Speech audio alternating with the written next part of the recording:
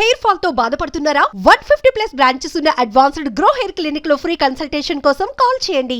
Welcome to Suman TV. ప్రస్తుతం ఇరాన్కి సంబంధించినటువంటి సుప్రీంగా ఉన్న ఖమేనీని హత్య చేయడం, ముఖ్యంగా ఇజ్రాయెల్ అమెరికా పక్కా వ్యూహంతోనే ఈ అటాక్ చేయడంతో ఖమేనీతో పాటు అతని కుటుంబ సభ్యులు దాదాపుగా 200 మంది మొత్తం చనిపోయినట్టుగా తెలుస్తుంది. అయితే ఇప్పుడు పవిత్రమైనటువంటి ఈ రంజాన్ మాసంలోనే ఇప్పుడు ముస్లిం కంట్రీస్లో ఇలాంటి యుద్ధం జరగడం, ఓవైపు పశ్చిమాసియాలో ఉన్నటువంటి అన్ని దేశాల మీద కూడా ఇరాన్ దాడులు చేస్తున్నటువంటి పరిస్థితి మనకు తెలిసిందే. దీని గురించి మాట్లాడదాం.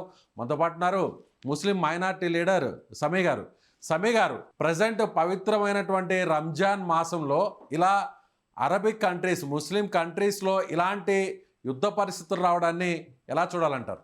అస్సలాము అందరికి నమస్కారం. వ్యూవర్స్కి అందరికీ, ఏదైతే మీరు చెప్తున్నారో యుద్ధం అనేది ప్రకృతి వైపరీత్యం కాదు. అది ఒక వ్యక్తులు తమ స్వార్థాన్ని, వాళ్ళు చేసే అరాచకాలను కాపాడుకోవడానికి లేదా ఆధిపత్యాన్ని నిలబెట్టుకోవడానికే యుద్ధాలు వస్తున్నాయి. ప్రకృతి వైపరీత్యంగానైతే తుఫాన్ రావడమో, ఎర్త్ క్రాక్ రావడమో అలా జరుగుతుంది.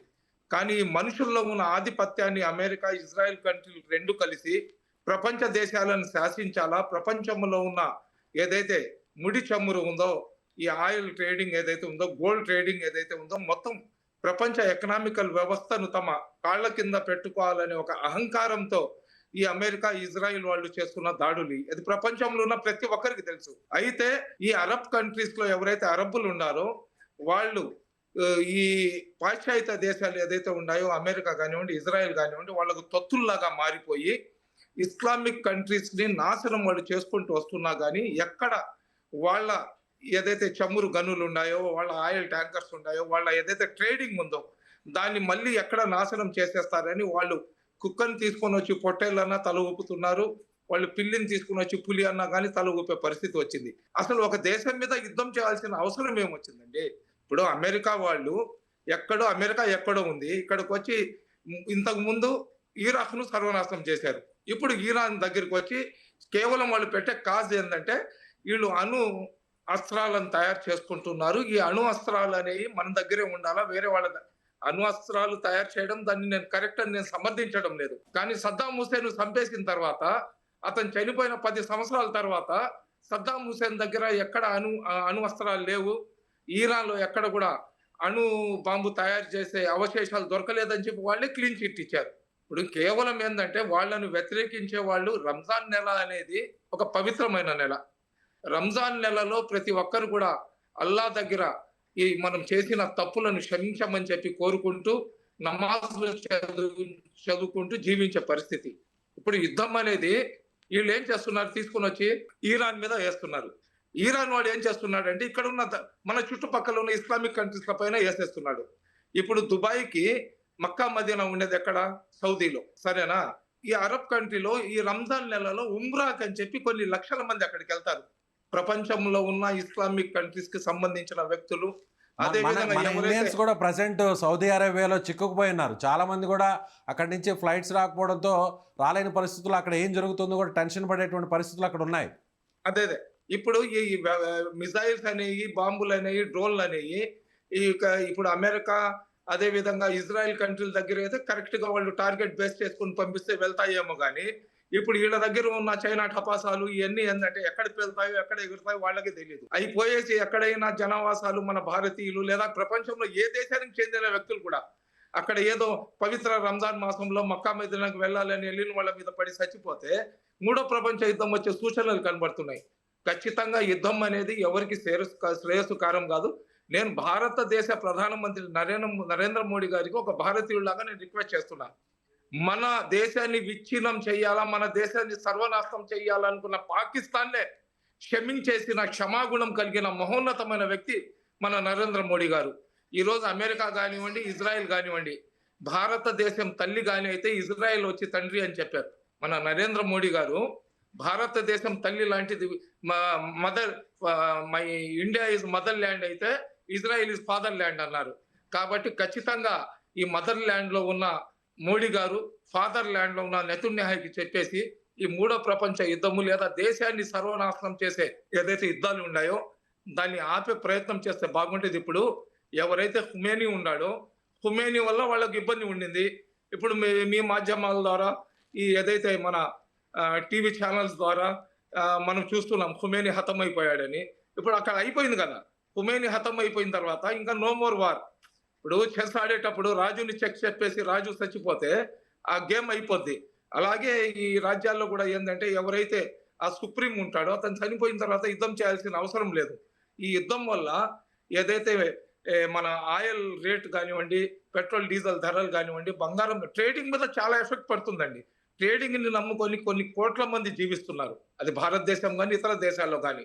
ఒక మనిషిని ఇప్పుడు వాళ్ళు డ్రోన్‌లు యేసారు. ఇజ్రాయెల్ కంట్రీ వాళ్ళు. ఎలిమెంటరీ స్కూల్‌లో చదువుకుంటున్న 40 మంది చిన్నారులు చచ్చిపోయారు. ఇప్పుడు వీళ్ళు ఇటు నుంచి ఏదైనా మిసైల్స్ వేసినప్పుడు అమాయకులు కూడా చచ్చిపోతారు. కాబట్టి యుద్ధం అనేది ఎటువంటి పరిస్థితుల్లో కూడా మనిషిలాగా పుట్టిన ఎవరు కూడా దాన్ని సమర్థించాలని నేను చెప్పటం లేదు. ఇప్పుడు ఎవరు తప్పు చేశారు, ఎవరు ఉప్పు చేశారు అనేది ఆ రేంజ్‌లో మనకు ఇంటర్నేషనల్ యుద్ధాల్లో ఎవరు తప్పు, ఎవరు ఉప్పు అని చెప్పలేము. నా కళ్ళతో నేను అందంగా కనపడతాను. మీ కళ్ళతో మీరు అందంగా కనపడతారు. ఇప్పుడు ఏదైతే ఇరాక్ కంట్రీ వాళ్ళ వాదన ఉందో వాళ్ళేం చెప్తున్నారంటే మా మీద ఆధిపత్యం చెలాయించడానికి అమెరికా, ఇజ్రాయెల్ చేస్తున్న కుట్ర అంటున్నారు. అమెరికా, ఇజ్రాయెల్ వాళ్ళు ఏం చెప్తున్నారంటే అతను వచ్చి న్యూక్లియర్ వెపన్స్ తయారు చేస్తున్నాడు కాబట్టి దాన్ని ఆపమంటే అతను ఆపలేదు కాబట్టి అతని దగ్గర న్యూక్లియర్ వెపన్స్ కానీ వచ్చేస్తే మనకు ఏదైతే ఈ ఆసియా ఖండంలో ప్రతి ఒక్కరికి టెర్రర్ చేస్తాడు కాబట్టి దాన్ని మేము అరికట్టాలనుకుంటున్నాం అంటున్నారు.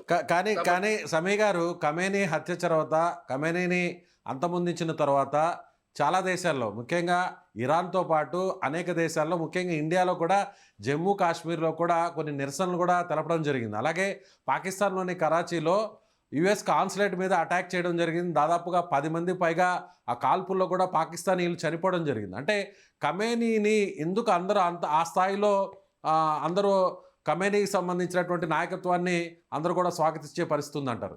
ఇప్పుడు జనరల్ గా మనం ఇస్లాంలో షియా అని చెప్పి ఒక తెగ ఉంటది. ఆ షియా అనే తెగ ఏంటంటే ఇమామే హసన్, ఇమామే హుసేన్, అదే విధంగా మన మొహమ్మద్ ప్రవక్త గారి అల్లుడైన మన మౌలా అలీ ముష్కిల్ కుషా ఎవరు? మన మొహమ్మద్ ప్రవక్త గారి అల్లుడు అనమాట. వాళ్ళు సపరేట్ ఒక తెగ అది. వాళ్ళు ఏంటంటే మనకు మొహరం జరిగినప్పుడు ఆ కత్తులు అవి తీసుకొని ఒంటి మీద కొట్టుకుంటుంటారు కదా, ఆ తెగకు చెందిన వాళ్ళు. వాళ్ళకేందంటే చావు కన్నా కానీ ఇటువంటి షహాదత్ చాలా ఇంపార్టెంట్ వాళ్ళకు సెంటిమెంట్ గా. అమరులు అవ్వడానికి లైక్ చేస్తారు, వేర మరణం పొందాలంటారు, షహాదత్ ని లైక్ చేస్తారు వాళ్ళు. ఇప్పుడు వీళ్ళు చేసిన దాని వల్ల ఇది ఇంతటితో ఆగిపోద్దని మీరు అనుకోబాకండి. షియా వాళ్ళు ఏంటంటే ప్రపంచంలో ప్రతి కంట్రీలో ఉండారు. వాళ్ళందరూ పసిబిడ్డలు కానించి చచ్చిపోయే ముసలోళ్ళ దాకా రిటాలియేషన్ లో పోతారు. వాళ్ళ మైండ్ సెట్ ఆ విధంగా ఉంటది. ఈ ప్రపంచాన్ని సర్వనాశనం చేయడానికి ట్రంప్, అదే విధంగా నెతన్యాహు చేసిన కుట్రగానే మేము భావించాలా. ఎందుకంటే టోటల్ గా ఈ షియా వాళ్ళందరూ ఏంటంటే చాలా నేరో మైండ్ ఉంటారు. వాళ్ళు చావుకైతే భయపడరు. ఇంకా వాళ్ళు ఖచ్చితంగా వాళ్ళు గందరగోళం. ఎందుకంటే ఆ ఖుమేనీని వాళ్ళు ఒక దేవదూతలాగా అతనికి ఆరాధిస్తారు. అంటే అతనికి వ్యతిరేకించే వాళ్ళు 10% ఉన్నా కానీ అతనికి అభిమానించే వాళ్ళైతే 90% ఉన్నారు షియా కమ్యూనిటీలో. దీని వల్ల ఏంటంటే అమాయకులు సర్వనాశనం అయిపోతారు, అమాయకుల ప్రాణాలు బలిగొంటారు. అదే విధంగా ఇంకా రకరకాల మీరు చెప్పారు కదా, పాకిస్తాన్ లో కూడా షియా ప్రాబల్యం ఎక్కువ. మన భారతదేశంలో అయితే కొద్దిగా ఈ కాశ్మీర్ అటు పక్క ఉంటది కానీ మన సౌత్ ఇండియాలో కానీ ఇక్కడ ఈ షియా వాళ్ళ ప్రాబల్యం చాలా తక్కువ ఉంటది. కాబట్టి భారతదేశంలో ఉన్న ఏ కమ్యూనిటీ వాడు కూడా హింసకు వెళ్ళడానికి అంత ప్రేరేపించరు. హింస అంటే చాలా దూరం ఉంటారు కాబట్టి భారతదేశంలో దాని ఎఫెక్ట్ తక్కువ ఉన్నా కానీ ఇతర దేశాల్లో మటుకు ఖచ్చితంగా షియా వాళ్ళైతే రిటాలియేషన్ అయితే బ్రహ్మాండంగా తీసుకుంటారు. సో గల్ఫ్ కంట్రీస్ లో ఉన్నటువంటి మన ఇండియన్స్ వాళ్ళందరితో కూడా మీరు మాట్లాడుంటారు. సో అక్కడ ముస్లిం మైనార్టీకి సంబంధించిన స్టేట్ లీడర్ గా, సో చాలా మంది అక్కడ భయపడే పరిస్థితి ఉందంటారా? ఖచ్చితంగా అండి. నా కొడుకు కూడా గల్ఫ్ లో ఉన్నాడండి. వాళ్ళు ఉన్న హౌస్ పక్కనే, వాళ్ళ హౌస్ కి 1 కిలోమీటర్ దూరంలో కూడా నిన్న బాంబు పడిందని చెప్పారు.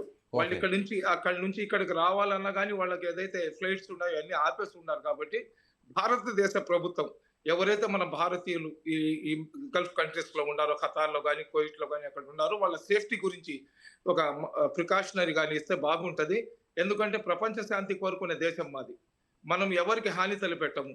మన దేశం శత్రువుని కూడా ప్రేమించే మనస్తత్వం మన భారతదేశం అనేది మన భారతదేశ ప్రభుత్వం. కాబట్టి మన ప్రభుత్వం తరఫున ఎవరైతే భారతీయులు బయట ఉన్నారో వాళ్ళకు ఎటువంటి ఇబ్బంది కలగకుండా అన్ని దేశాలకు ప్రధానమంత్రి లెవెల్లో ఒక స్టేట్మెంట్ కానీ ఇస్తే బాగుంటుందని నా భావన. రైట్ అండి, థ్యాంక్ యూ సమీ గారు. సో ఇది ముస్లిం మైనార్టీ లీడర్గా ఉన్నటువంటి సమీ మాట్లాడుతున్నట్టుగా ఖచ్చితంగా సో ప్రపంచ దేశాలన్నీ కూడా ఈ యుద్ధాన్ని ఖండించాలి. వెంటనే అటు ట్రంప్ నెతన్యాహుతో మాట్లాడి వెంటనే ఈ యుద్ధాన్ని ఆపే విధంగా కూడా చర్యలు తీసుకోవాలి. ముఖ్యంగా నరేంద్ర మోదీ ఈ విషయంలో జోక్యం చేసుకొని ఒత్తిడి తీసుకొచ్చి వెంటనే ఇరాన్ మీద జరుగుతున్నటువంటి దాడిని ఆపే విధంగా ప్రయత్నం చేయాలని ఆయన కోరుతున్నారు. మీరేమనుకుంటున్నారు? సో భారతదేశం ఈ విషయంలో జోక్యం చేసుకోవాల్సినటువంటి అవసరం ఉందా? సో ఖమేనీ హత్య తర్వాత వస్తున్నటువంటి నిరసన జ్వాలల మీద మీ అభిప్రాయం ఏంటి? కామెంట్ చేయండి.